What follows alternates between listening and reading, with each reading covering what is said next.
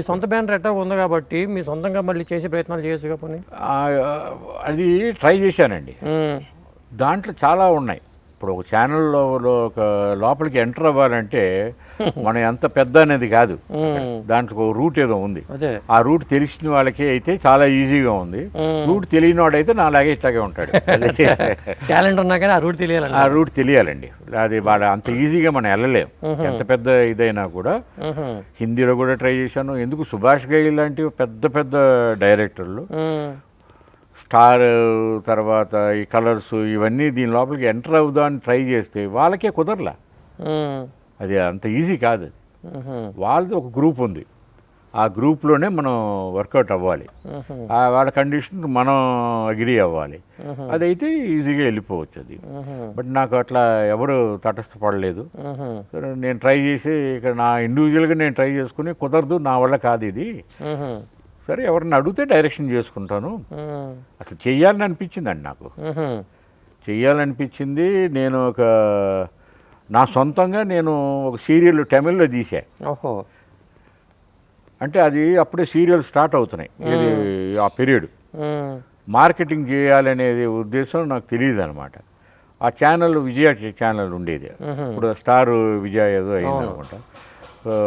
వాళ్ళు ఏం చెప్పారంటే, సార్ మీరు చేయండి సార్, మీరు ప్రొడ్యూస్ చేయండి, మేము తీసుకొచ్చేస్తాం అడ్వర్టైజ్మెంట్స్ డామ్ డూమ్ అని చెప్పి ఏదో చాలా కాన్ఫిడెన్స్ ఇచ్చారు. కాన్ఫిడెన్స్ ఇవ్వటంతో నేను ఒక 1 month అంటే ఒక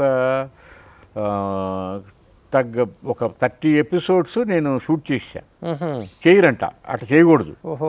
ఒక 10వ ఎపిసోడ్లో ఎందుకు చేసుకుని దాన్ని ఏదో కదిలిచ్చి మార్కెటింగ్ చూసుకుని చేసుకోవాలంట.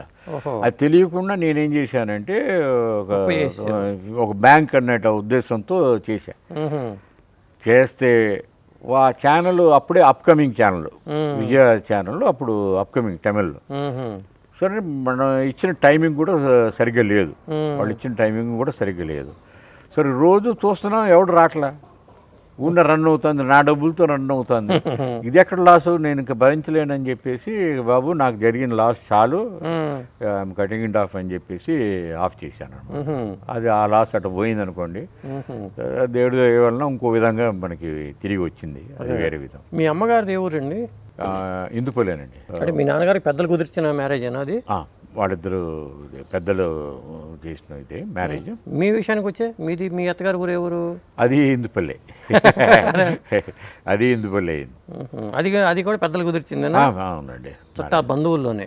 బంధువులు కాదండి, కాకపోతే ఆ గ్రామంలో ఉండేవాళ్ళు, ఆ విలేజ్లో ఉండేవాళ్ళు. తెలుసు ఫ్యామిలీస్, ఈ ఫ్యామిలీ ఆ ఫ్యామిలీ అనేది వాళ్ళకి తెలుసు అనమాట. మీకు ఎంతమంది పిల్లలు? 2 అండి, ఒక బాబును ఒక పాప. మీ అబ్బాయితో కూడా సినిమాలు చేసినట్టున్నారా? సినిమాలు 4 పిక్చర్లు డైరెక్ట్ చేశాడు. ఇప్పుడు ఇంకోటి హిందీ చేయాల్సింది. యాక్చువల్గా 2019లో హిందీ స్టార్ట్ అవ్వాల్సిన ఇది కరెక్ట్గా ఈ కరోనా దెబ్బకి స్టాప్ అయిపోయింది.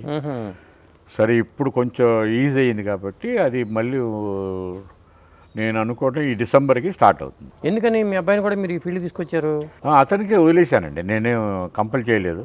అతను కూడా నాలాగనే అనిపించింది. నేను చిన్నప్పుడు ఎట్లాగా అనుకున్నాను, వాడు అట్లాగే అనుకున్నాడు, నేను డైరెక్టర్ అవ్వాలనేసి ఒక ఉద్దేశంతో. ఆ ఉద్దేశంతోనే వాడు డైరెక్షన్లో దిగాడు, చేశాడు, బాగానే చేసుకున్నాడు. బట్ ఇంకా పెద్ద సక్సెస్ రావాలి, ఆ సక్సెస్ కోసం వెయిట్ చేస్తాను. మీ అల్లుడి గారు ఏం చేస్తారు?